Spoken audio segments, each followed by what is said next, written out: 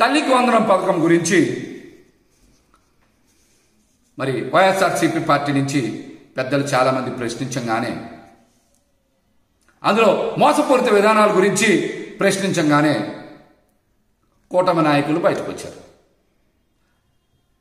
రామానాయుడు గారు కూడా బయటకు వచ్చి మాట్లాడారు. ఆయన విస్తృతంగా ప్రచారం చేశారు. అందుకే ఆయన పెట్టారు నిన్న ప్రెస్ మీట్లో. మళ్ళీ ఆయన కూడా బయటకు వచ్చారు. మరి రామానాయుడు గారు జగన్ గారి మీద విమర్శలు చేయడమే పనిగా పెట్టుకొని అసలు పథకం గురించి మాట్లాడడం మానేశారు. మీరు చెప్పాల్సింది, ఈ రాష్ట్రంలో 1వ తరగతి నుంచి 12వ తరగతి వరకు చదువుతున్నటువంటి విద్యార్థుల సంఖ్య 1,05,00,000, 1,06,00,000 ఉంది. మరి వారందరికీ కూడా మీరు ఇస్తామని చెప్పారు.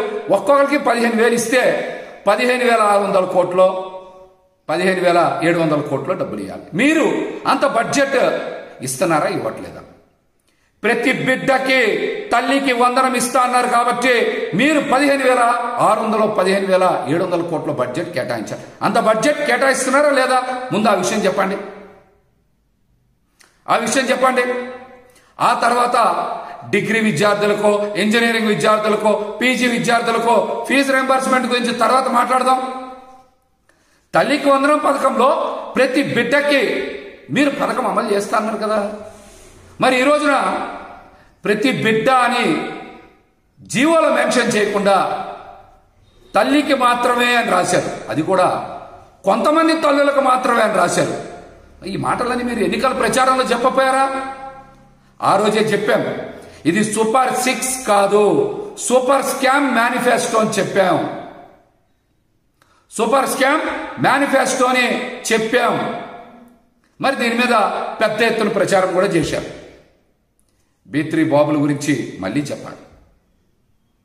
40 సంవత్సరాల అనుభవం ఉన్న చంద్రబాబు నాయుడు గారు, 2 లక్షల పుస్తకాలు చదివినటువంటి కళ్యాణ్ బాబు గారు, స్టాన్ఫోర్డ్ యూనివర్సిటీలో చదివి పాదయాత్ర చేసినటువంటి లోకేష్ బాబు గారు జీవో నెంబర్ 29లో